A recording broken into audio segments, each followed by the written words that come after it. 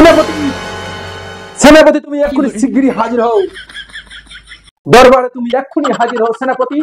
হ্যাঁ মহারাজ। কি হুকুম মহারাজ? ওরে সেনাপতি, হ্যাঁ মহারাজ।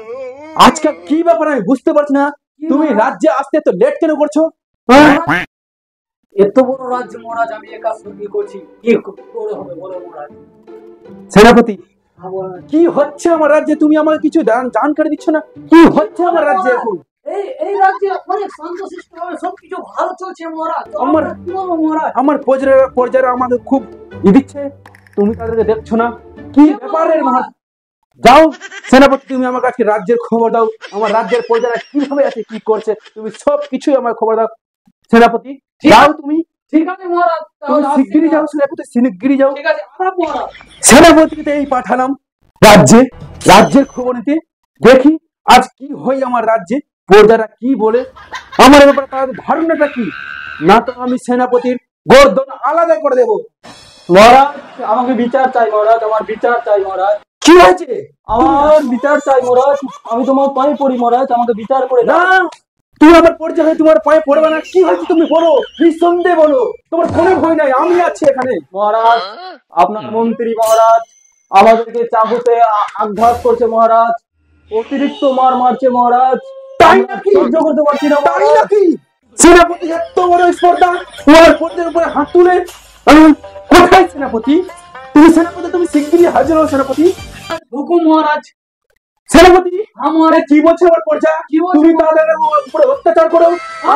হতে পারে না মহারাজ, আমি কাউকে অত্যাচার করি না মহারাজ, তোমার আমার প্রতি কোনো মানে এ নাই মহারাজ।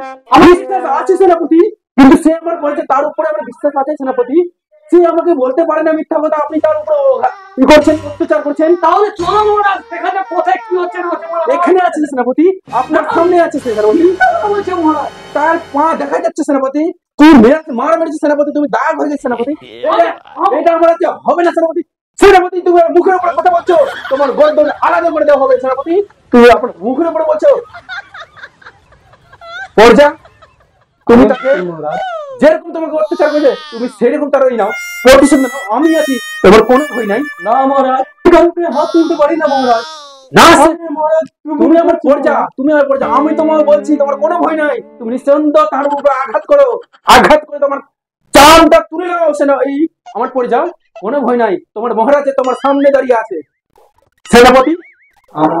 আজকের মতন তোমাকে ছেড়ে দেওয়া হলো, এই ফার্স্ট এই লাস্ট, তুমি আমার প্রজার কাছে ক্ষমা চাও, কি এরপরে আর কোনোদিন হবে না, আমি নিজের দায়িত্ব নিজে ভালোভাবে পালন করব, প্রজার খিদমত আমি জীবনটা ব্যয় করবো। তুমি বলো সেনাপতি, বলো, দেরি করিও না সেনাপতি। ঠিক আছে, আজকে আমাকে ক্ষমা করে দাও, এরপরে আর হবেই না এই জিনিসটা। ঠিক আছে মহামন্ত্রী, ঠিক আছে, আমি আপনার এটা ভালো করে পালন করবো মহারাজ। সেনাপতি আমার বেশি কিছু দরকার নাই সেনাপতি, তুমি আমার পর্যার উপরে তুমি খেয়াল রাখো, আমি এইটুকুই চাই সেনাপতি। ঠিক আছে মহারাজ, এরপর থেকে এটাই হবে মহারাজ। আদাব মহারাজ, আদাব আদাব আদাব আদাব। সেনাপতি ছেড়ে দিলাম, কিন্তু এরপরে কোনো পর্যা আমার উপরে যদি করে, তাহলে আমি নিজে যাবো পর্যার কাছে, আর দেখবো কি ব্যাপার, তার উপরে এত অত্যাচার কেন, সেনাপতি আমি গর্দন আলাদা করে দেবো।